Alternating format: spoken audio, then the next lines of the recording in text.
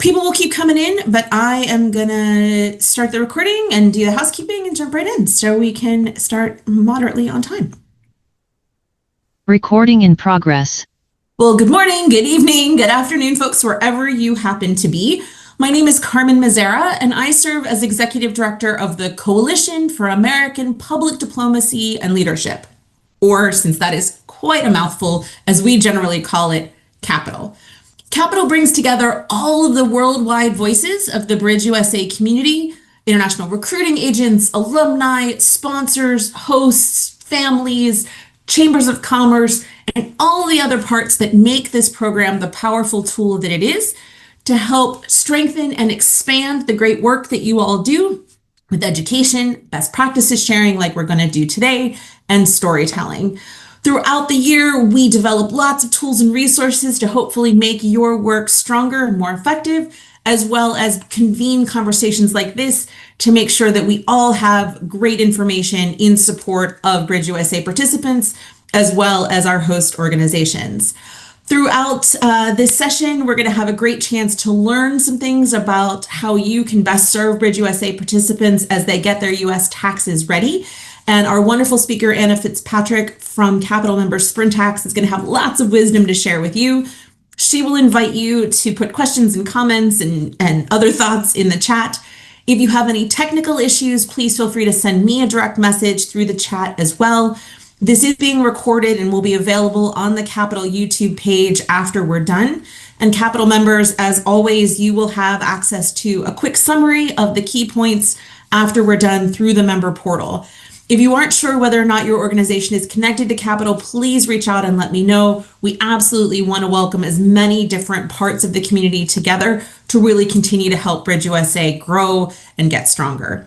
So with that, I am delighted to turn the floor over to Anna. Again, if you have any questions about the technical side of things, let me know. And otherwise, we're going to have some great wisdom here to share with you in a moment. So Anna, please. Great. Thanks, Carmen. And to echo what Carmen said, thanks everyone for joining. Really appreciate everyone's time. We're at prime time to be thinking and talking about taxes. We're just over a month away from the US tax filing deadline. So whether you're a host, whether you're an agent, whether you're a sponsor or another type of organization who might have connections with non-residents or J1s as a whole, you may be fielding some questions coming from them regarding their tax filing requirements. So good opportunity to run through some non-resident tax information for Bridge USA participants and mainly focusing on, information for hosts, sponsors, agents, and other organizations. My name is Anna Fitzpatrick. I am a business development manager at Sprintax. I'm coming into my 7th tax season, which feels crazy to say.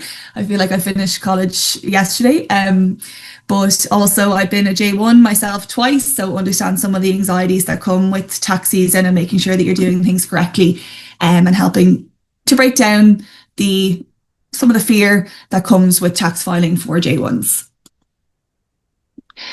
Then just before we start, some general housekeeping. As Carmen mentioned, feel free to use the chat. Happy to address questions towards the end of the session. Any feedback you have is also always appreciated. As Carmen mentioned as well, presentation is being recorded, so you'll be able to watch it back as well. Then, because it's tax we're talking about, always have to start off with some type of a disclaimer.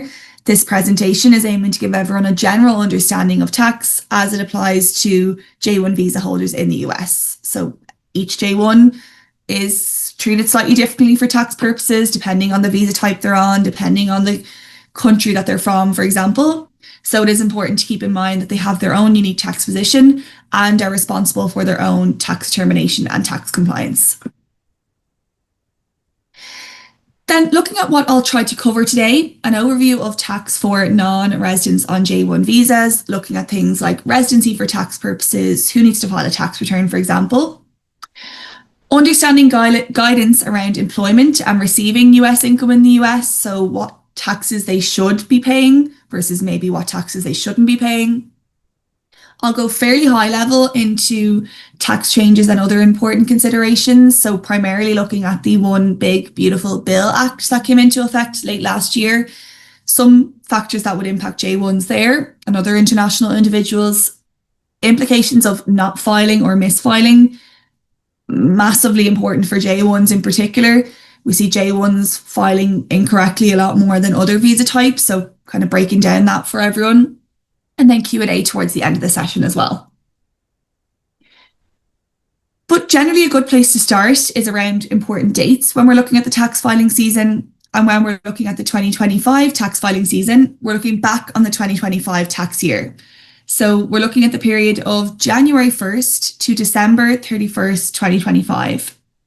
And we're looking back on that period to any income that they earned, any taxes that were withheld on that income, any presence that they had in the US.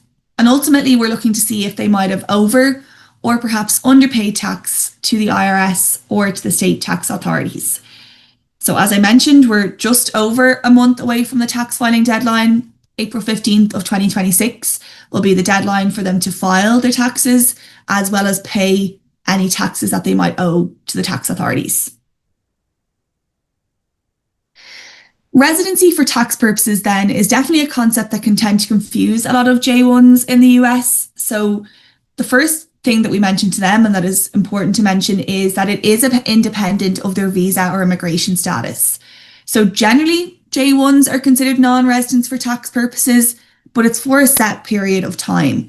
So for example, J1 interns, trainees, summer work travels, camp counselors, au pairs, teachers, researchers are considered non-residents for 2 out of the last 6 calendar years in the US preceding the current year. And here the IRS are concerned with a calendar year. So for example, if a J1 entered into the US for the winter season on December 20th of 2025, 2025 would count as 1 calendar year of non-resident status used, even though they were only here for, a week or 2-week period. Then as a non-resident, they are treated and taxed differently to that of their US citizen or resident colleagues. Some elements I'll touch on in a little bit in terms of, taxes that they should be paying. Then if they've been in the US for longer than that 2-year period, the IRS use a residency test called the substantial presence test to determine their tax residency. And essentially, this looks at a calculation of their days of presence over the last 3 years to figure out, are they a resident or are they a non-resident for tax purposes? And it takes all of the days of presence in the US for the current year, a third of days of presence in the year before the current year, and a sixth of days of presence in the year before that. And if that totals to over 183 days, then they would be deemed a resident for tax purposes. And towards the end of the session, I'll run through some of the Sprint tax solutions that we have, but on all of our systems, we do have a residency step to determine their tax residency for them. This is just a useful residency summary table then with some of the common visa types, as well as the number of years they'd be exempt from the substantial presence test, or the number of years of non-resident status that they would have, as well as some details on FICA tax exemption, which I'll go through shortly as well.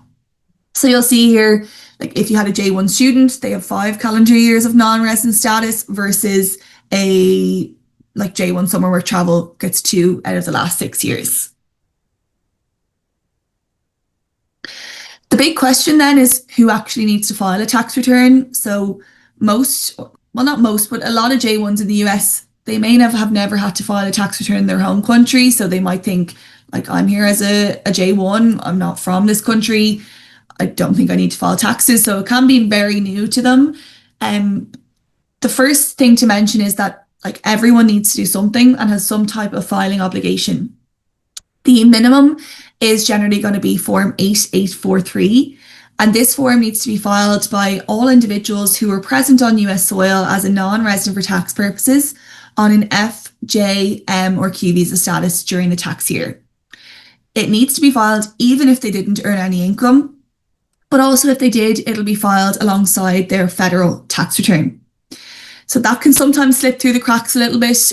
So just to make sure that your J1s are aware of that. Then in most cases, J1s will likely be receiving some form of taxable income, whether that's wages, a stipend, compensation for other types of personal services, prizes, awards, or otherwise. And as there is no personal exemption amount for non-residents, if they earn anything over $0 of taxable US sourced income, that is going to trigger a federal filing requirement, which is the 1040 NOR. So we do get a lot of questions saying like, I only earned $3,000 or I only earned $2,000. Do I still need to file? And the answer is yes, because there is no personal exemption amount for non-residents anymore. Then just looking, like, this isn't an inclusive list fully, but some of the income types that they might receive. So most commonly for J1s, it's going to be your traditional wages or employment earnings. They could have some form like of an investment account, for example, maybe people who are here more so on like intern or trainee or slightly longer term visas if they set up US investment accounts. If they have a taxable scholarship, so again, might not be relevant to some J1 categories, but generally if a scholarship covers like tuition and tuition related expenses, it's generally non-taxable and non-reportable. But if it covers anything outside that, it is generally taxable and reportable on the return. Another common label we see for types of payments that J1s receive is stipend. And this can definitely cause a lot of confusion because sometimes employers think I'm paying them a stipend towards their living expenses. It's non-taxable, non-reportable. And that's not actually the case. It is taxable and reportable. If it's given in return for performing some level of services, it's actually treated and taxed as like wages income and taxed and reported on a W-2. Whereas if it's more so, they'll still receive it. It's not dependent on them performing services. It's non-compensatory. That's actually almost reported like a scholarship, which is what we would call income code 16 and reported on a 1042S. So I actually got an email yesterday about stipends where a host thought that they didn't need to withhold tax on that. So just to kind of debunk that slightly. And then other types of income, this could be a whole multitude of things, but they took part in a focus group and received a gift card or sold art or design works, for example. So it is important for them to look at all of the potential sources of income that they received during the tax year and their filing requirements as a result of receiving that income. They're also going to want to know what income is not taxable or not reportable as a non-resident. So I've a couple of examples listed here. The first is money transferred from parents and relatives overseas, for example, to assist them with the cost of living in the US. It's generally going to be non-taxable, non-reportable for non-residents. Or if they earned income in their home country. So maybe they had a job before moving to the US and they received their final payslip, or they had a rental property in their home country and they received rental income from that, or they had an investment account in their home country. So the thing with non-residents is they're generally taxed on and required to report their US sourced income. So if they receive foreign sourced income, it's generally going to be non-taxable, non-reportable for non-residents. And then the last one, interest on their regular savings account. Although this may be a pretty small amount, it also shouldn't trigger a filing requirement for non-residents. Then this is a very important slide on some of the income documents they may receive to report the income they've received during the tax year. So the W-2 and 1042S are generally the most common, W-2 being the most common for J1s, and it's going to report wages, salary, employment earnings that they earned during the tax year, as well as the taxes that were withheld on that income. And generally the deadline for employers to issue that form and provide it to the individual would have been by January 31st of 2026. The 1042S is another common form for non-residents as a whole. So it typically reports other types of income, like not that don't go on a W-2 basically. So could be taxable scholarships, non-compensatory stipends, tax-free exempt income, royalty payments, prizes or awards, for example. And the deadline for institutions to issue those forms, if they have a filing requirement, and to provide them to the individual would be by March 15th of 2026. 1099s should be less common because they're generally for residents or US citizens, but we do see a lot of institutions issuing 1099s where they might just put J1s through the same kind of payment procedure and document procedure as they do their US citizens and residents. So if they get a 1099, it could be for like rental income, investment income, or other types of income they receive, and they'll still need to report that if they receive it. Then just the note at the end there is related to au pairs. So au pair host families are not required to withhold tax at source and issue a W-2. We see a very small amount of au pairs getting W-2s where like maybe the host family has an accountant or something like that. For the most part, they'll just get the payments and then they'll need to report those payments on their tax return and generally pay taxes at that point. And then if they have one or multiple income documents, they'll report them all on their one tax return. Then depending on the type of J category they're coming over on, they may bring like a J2 spouse or a J2 dependents. And in terms of joint filing, there are no joint returns available for non-residents. If they're a non-resident and they're married to another non-resident, or they have non-resident dependents, they would need to file separately. The obligations then remain much of what we've discussed up to this point. The minimum is generally going to be the 8843. If they both earned income, they need to file the 1040 NR. And then importantly, each dependent should mail their forms in separate envelopes. Where that changes then is if a non-resident is married to a resident, they can actually elect to file jointly on their resident spouse's tax return. It's just if it's two non-residents that there's no joint returns options there.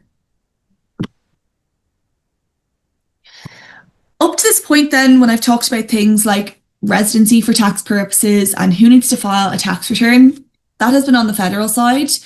When it comes to the state tax side, as we largely all know, states have their own individual state tax rules and state residency rules. Some will say you only need to file if they earn over a certain threshold. Others will say they need to file from the very first dollar. Others don't have state taxes at all. It also depends on a number of factors, including things like the type of compensation that they're receiving, the type of visit that they're having in the US, whether it's temporary or permanent, and even down to the type of accommodation that they held during the time in that state. So it can be difficult to answer when we're on webinars with participants, like, do I need to file for this state or do I need to file for that state? Like, we kind of need an overview of all of their information. But on our Sprint Tax return system, we do have the option to determine if they need to file a state return as well as prepare state returns for them. And we do get questions a lot as well. If they lived and worked in multiple states, do they need to file 2 state tax returns? Again, that is like case by case dependent and state by state dependent, but we'd be able to determine that on our side if they did need assistance. Another common one or issue or question we see from J1s and like agents, sponsors and hosts is more for maybe short-term J1 visa holders who came to the US, went through every effort to try and get their social security number, maybe had to leave early or maybe just didn't get the social and had to leave the US. And they're wondering, like, how do I file now without a social security number? So they can apply for what's called an ITIN, an individual taxpayer identification number, alongside their federal tax return. So that means that then they can get their return processed as well as the ITIN application processed at the same time. The application form is Form W7, and that can be prepared and filed by them. And then they need to also get their passport certified.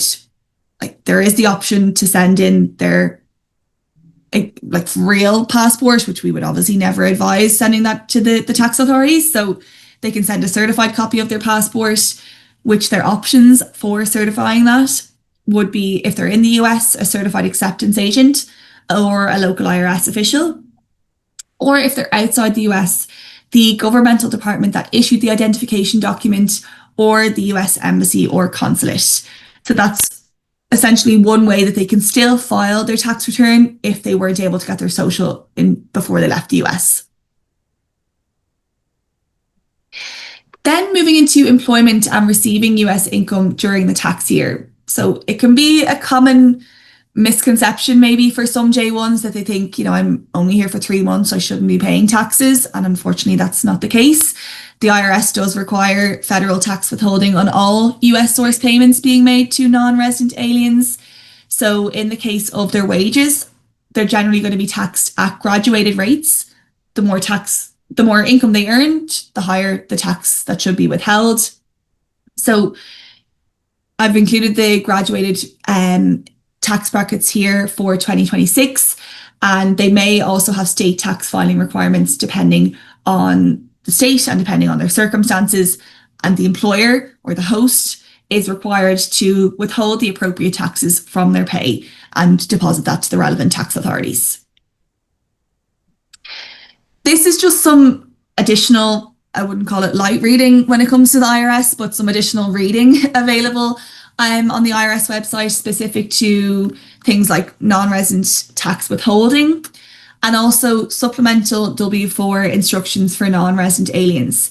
So there is an important consideration here that non-residents are not eligible for the standard deduction unless they're an Indian student, trainee, or business apprentice.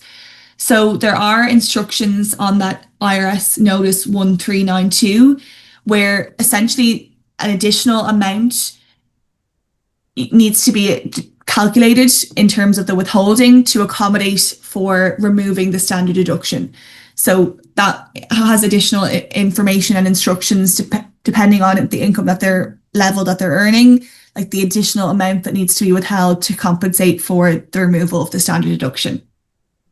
And then also another IRS publication, Form 15T, and I'm sure, Carmen, you'd be able to share the slides with them so we can get these accessible links as well. Then other employment considerations, I mentioned this in the last slide, but most non-residents cannot use the standard deduction, so outside of Indian students, trainees, and business apprentices. So I'll touch on towards the end of the session some like stats that we see on our side in terms of the visa types that tend to owe the most. Probably see summer work travels and camp counselors owing more than like an intern or trainee. The biggest issue tends to be that employers are letting them claim the standard deduction, which they're not entitled to. So then when they're filing their tax return, they end up owing and having to pay that back. So definitely important to make sure that you are treating and taxing your non-resident employees differently to that of your US citizens and resident colleagues. So the personal exemption amount is $0. They're taxed from the very first dollar. And we might have some hosts or agents or sponsors that were familiar with the fact that there was a personal exemption amount back in 2017. It was $4,050. The Tax Cuts and Jobs Act during the first Trump administration removed that, and that has been made permanent now. So there is $0 personal exemption and they're taxed from the very first dollar. Then credits for dependents, we do get asked this as well. It's in very limited cases by eligible non-residents for a qualifying child, so including Canada, Mexico, South Korea, and Indian students, trainees, and business apprentices. So very limited cases that dependents can be claimed. And you'll kind of see a common theme that non-residents tend to get the short straw when it comes to things that they can claim on their tax return. One tax, though, that they generally shouldn't be paying as a non-resident on a J1 visa is FICA taxes. In the eyes of the IRS, they're not going to be in the US long enough to enjoy the benefits of Social Security and Medicare. And as a result, they shouldn't be paying FICA if they're a non-resident on a J1 visa. However, it's not a blanket rule. If they were on a H1B or a J2 or a TN visa, they would be subject to FICA taxes from the first day of their employment. Also, if they become a tax resident, they are subject to FICA taxes. So it's not a blanket rule for all J1s. It's only if they're a J1 on a non-resident visa or on a non-resident for tax purposes status. So if they have that withheld incorrectly, there are opportunities to claim it back. The first is to reach out to the employer and request the FICA refund from them. And if the employer refuses or doesn't respond to the employee, they can apply for it directly with the IRS using Form 843 and 8316. What I will say is wait times with the IRS for FICA refunds are very significant. I've had individuals reaching out to me waiting like 8+ months and still not having an update on their FICA refund. So mainly making sure that you're not taxing them and withholding this when you shouldn't be. And if you do withhold it incorrectly, trying to figure out how to, provide that back to them. If you need to amend quarterly or your annual tax return, for example, it would save them hassle and also save you the wait times trying to get that back from the IRS. Multiple jobs then can come into it a lot for J1s. So tax rates may increase as some income rises. So therefore, some adjustments to the withholding must be made to avoid owing additional tax and potentially penalties on the annual tax return. So the withholding should be generally increased when the person holds more than one job at a time, or if the person has income sources from other jobs, other than jobs or self-employment that is not subject to withholding. So sometimes employees don't tell both employers that they have multiple jobs. So each employer is thinking, okay, I'm taxing this person based only on the wages that I'm paying them, whereas they could actually fall into a higher tax bracket if they have multiple jobs. So they may need to look at, how to prepare and populate their W-4 based on having multiple jobs. Then tax changes and important considerations then. This is the One Big Beautiful Bill Act. I'm going to go fairly high level through it, but some of the impacts that it will have or, will continue to have on international individuals is tip income is non-taxable up to $25,000. There's specific rules set around that based on the type of occupation that they have, for example. Similarly, on overtime being non-taxable up to $12,500. The SALT deduction has increased to $40,000 for 2025. The standard deduction level is now made permanent. And as I mentioned, that's for tax residents or students, trainees and business apprentices from India. There is a new worksheet for Form W4. Then it permanently reinstates above the line charitable contributions for non-itemizing filers. And then a big one that will likely cause some impacts is if they're sending money back home that they've earned in the US. So there is a 1% tax on remittances. So that's transfers by cash, cashier's checks, or money order. There will be a 1% tax on money that they might be sending back home. Then moving on to the implications of misfiling or not filing. So if they forgot to file, if they didn't realize they had to do it, but they need to catch up and backfile, they can catch up and backfile at any stage. And we would always recommend that they do so as soon as they can. Also, if they're due a tax refund in the last 3 years, the IRS are happy to issue that to them as well. Then if they misfiled, so if they filed using a resident software, for example, like TurboTax, rather than filing a non-resident return. So if they're a non-resident, they should be filing Form 1040-N-OR. If they're a resident, they should be filing Form 1040. And TurboTax and other softwares on the resident side can't help with the 1040-N-OR. So if they do file that incorrectly, they would need to file an amended return for all incorrect years using Form 1040-X, the amended US individual income tax return. Then moving on to the implications of not filing or misfiling. We put a lot of emphasis on this in our webinars with J1 participants specifically. As they're aware, they are required to comply with all US laws, including that of the IRS on filing tax forms. Being compliant is part of maintaining their visa status in the US. One that I've highlighted there and that we continue to emphasize is the potential impact it could have on a future immigration status. So tax is really one of the easiest things to check whether someone was tax compliant or whether they were not. We would hate to see tax being something that would prevent anyone from staying or returning to the US in the future on a different visa or applying for a change of status, longer term visas, US citizenship. We don't know what the future will hold. We actually had a client reach out this week needing to backfile from over 20 years ago because they were going for the US citizenship for their daughter, and they needed their tax forms from 2003, I think it was. So you never know when it could come up for them. So emphasizing the importance, it's tax compliance is the key message here. We do see a lot of the time they think of it as the tax refund process, which it's great if they get a refund, but it's more so they're required to file a tax return by law. Then on top of that, fines, penalties and interest can build up if the IRS are owed money, and they will impose those until they're paid. And then they might also be missing out on a tax refund. So the IRS won't be reaching out saying, this amount is owed to you. They'll need to file a compliant tax return to claim that back.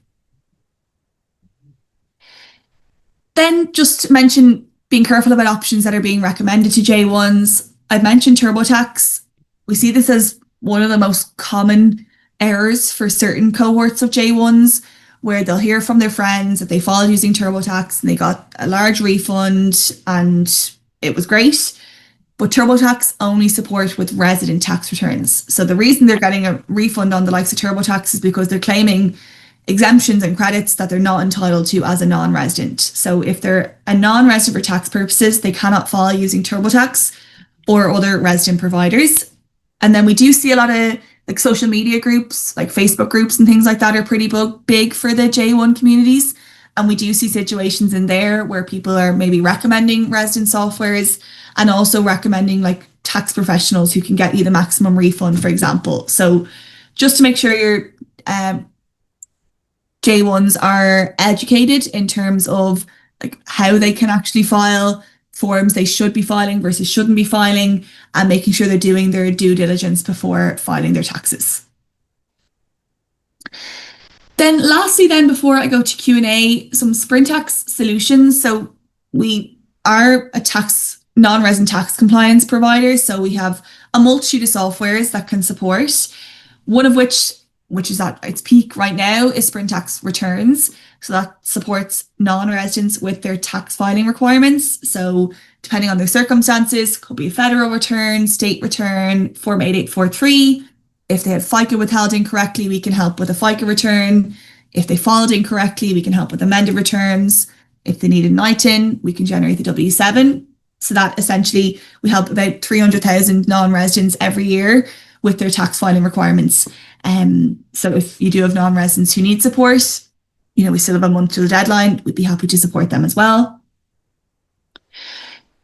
Sprintax Calculus then is a separate system. It's more so helping the likes of employers or universities or institutions who make payments to foreign nationals. So it's helping you with determining tax withholding, determining residency for tax purposes, tax treaty eligibility, generating pre-withholding tax forms like the W4, for example, or other treaty forms.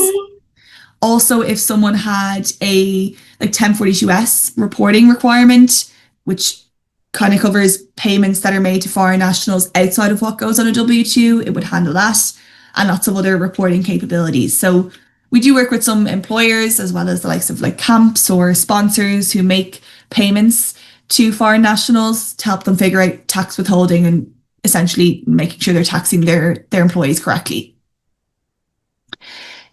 And then Sprintax Forms is almost like an open-ended version of Sprintax Calculus, where admins and say the employer doesn't directly have access to an account, but your employees could go through and generate their residency determination, FICA exemption, tax treaty eligibility, and other kind of pre-withholding tax forms or employment forms to help make sure they're taxed correctly on their income, which they can relay to the employer directly. Then some other available support. We have an extensive YouTube channel with everything from like recordings of our webinars to step-by-step of the Sprintax process. So individuals, whether it's individuals on today's sessions or employees directly or J1s directly, they can check it out. We have blog content for tax awareness. We do have 24/7 live chat during tax filing season. So if anyone has questions going through the tax filing process, our support team would be there for them as well. And then we do have tax workshops and webinars. So we have a wide variety of types of sessions that we host. We host sessions like this for hosts, agents, sponsors. We also have a free open webinar schedule for J1s themselves. So that's kind of been taking place since December, and they'll go right up till the April deadline. So if there's anyone who would like access to those free open webinar schedules to share with your J1s, more than happy to share those as well. Then some Sprintax stats. I mentioned some of these, but you'll kind of see the wide variety in terms of those that are due a refund versus those that owe taxes depending on their visa status. So if we take the case of an au pair, we see about 95% of them owe because tax is not being withheld at source. Camp counsellors and summer work travels then tend to owe in many situations because the an inappropriate, not the appropriate amount of taxes being withheld, basically. So in a lot of cases, it's because employers are allowing them to claim the standard deduction, which leads to them needing to pay taxes when they owe money. And then the likes of like interns, slightly lower, professors, lecturers, teachers tends to be lower again. So there is a wide variety in terms of those that are due a refund versus those that owe. And as I mentioned, a lot of J1s think of tax filing as tax refund. We're kind of trying to change that slightly to think of it's tax return. They need to file their tax return to be in compliance. And if they owe money, it's simply because like that should have been withheld last year. It's not a choice necessarily for them to pay it. If they owe it, they have to pay it. If they don't, the IRS will start to issue notices with interest and things like that. With that said, that kind of covers the information from my side. Happy to jump in and address any questions that anyone might have.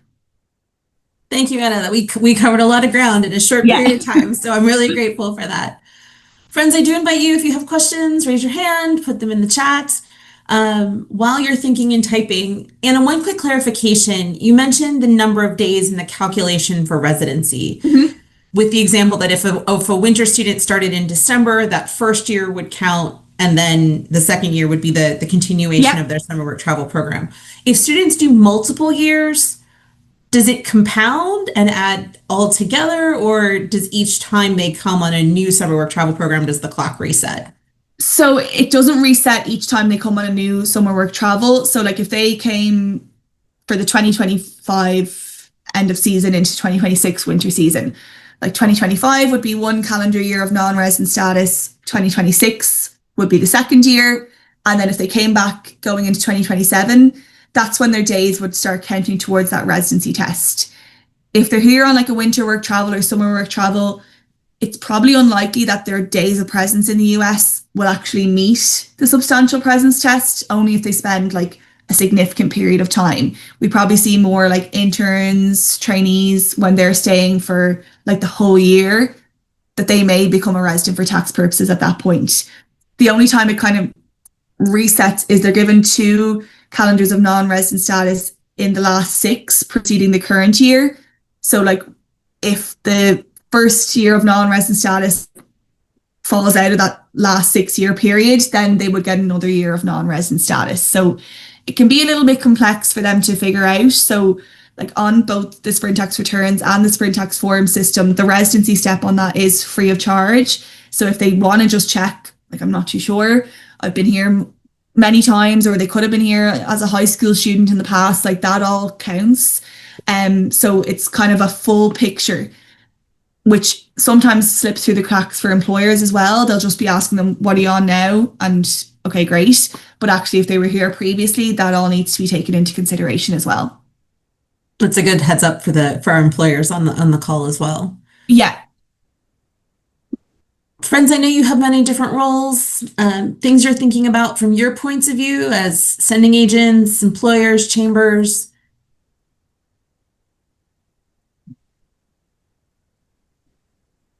All right, so you're just gonna have to listen to me some more. That's unfortunate.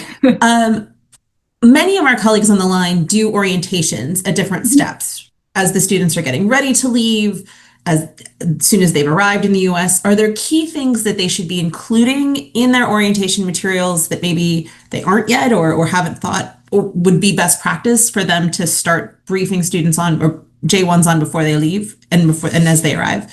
Yeah, like we have a kind of a standard pre-orientation slide deck that I'd be more than happy to share with people. But first part is probably like preparing them for taxation from an employment perspective. So like what taxes they should be expecting to be paying versus like what taxes they shouldn't. So they should expect to see federal, depending on the state, they should maybe see state, whereas they shouldn't be paying Social Security and Medicare if they're a non-resident. So obviously all of this is really new information to them all. So making sure they know what they should or shouldn't be paying. And then also like something on what they will need to do when they earn income and how they need to file. So there's kind of the two sides of the coin, preparing them for employment versus, them needing to file a tax return. And like we host pre-orientations that are free and open to all. We do exclusive ones for partners. We've done some in person as well, like across Latin American regions, other areas of Europe and stuff like that. So we're more than happy to help, whether it's even provide a 5-minute video, like depending on how hands-on or hands-off you want us to be, like we can definitely provide resources that can help. That's amazing. Thank you. We have a couple of great questions in the chat. The first one is whether you have instructions or advice for employers and participants on completing the W-4 for J1's interns, trainees, and summer work travel. Yeah, so like we don't necessarily advise on how to complete it. Like the main consideration for non-residents is they need to complete it in the manner of a non-resident alien. One key part of that is if they're a non-resident for tax purposes, they need to put NRA for non-resident alien under section 4C, which should essentially dictate to the employer that this person is a non-resident and we need to withhold from the very first dollar. And typically they're filing it as like single or married filing separately because they're not able to file jointly. And like that Sprint Tax form system that I mentioned does have the option to generate a W-4 for a non-resident or a J1 specifically as well. But that's the NRA piece is something that definitely slips through the cracks. And they, like some payroll providers that you're using, some will have an option to indicate that they're a non-resident. If it's a resident or a US citizen heavy provider, like they might not have that. So just to make sure that if something needs to be handled differently for your J1s, that is being done because it will impact them owing on their return as well. Great advice. Do partner agencies provide tax assistance to the students typically, or is that something the J1s typically need to handle on their own? Yeah, so it's a good question. I'd say they don't necessarily provide tax assistance, but they provide resources for taxes. So like the agencies that we work with, for example, we will work directly with them and we will send them communications that they can send to their participants. We'll send them our free webinars, we'll send them our blog and essentially everything that we have, and they'll communicate that information with the participants, but they kind of say like, this is the information that we have from Sprint Tax or whoever you're using as a provider, and it's kind of hands off from there. But we do see, obviously, the more communications they get, whether it's from sponsors, agents, hosts, the higher the level of tax compliance. Like there is some level of responsibility across all of us to make sure that they are educated in terms of their tax filing requirements. And we know that they lean on the agents and the sponsors a lot. Like a lot of times they lean on the agents, given that you might meet them in person and stuff like that. Giving them information would be helpful. A great charge to all of us that all of our parts have to pull together to make sure the participants do what they need to do. And a great ending note as well. And if people have further questions, I put the link to the Sprint Tax blog, but is there a great source for recommending more content or even if you're willing to share your information with our attendees? I can write my email into the chat here and I'm happy if anyone wants to email me, like we can send you like any information. As I mentioned, we have like tons and tons of information. We have like a partners communications kit, which I can actually just share. Let me just stop sharing my screen there for a sec. And while she's doing that, I'm going to put in a quick commercial. Capital has a number of great programs coming up. So while she's searching, I hope those of you who work on the high school program will join us on March 31st. We're going to have a great conversation, particularly between recruiting agents and sponsors, to think about how folks can work more effectively together that way. In April, we'll have a similar conversation, particularly looking at summer work travel and how that and all those parts of that chain can work together effectively. We'll be in Wilmington, North Carolina for an in-person workshop in May. We'll be in Pigeon Forge, Tennessee in July, and then lots of other great content and resources for Capital members through the member portal. So she had a chance to get it up. So there we go. You have all that now in the chat. And I want to thank all of you for being here. This is such a key part of the conversation and can really make the participants' experience so much smoother and make your lives so much smoother. So thank you, Anna, for the great wisdom that you've shared.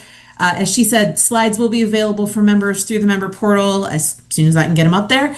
And we'll have this recording for all of you on our YouTube page soon. I have a very quick poll that I'm going to invite all of you to please just let us know how we did.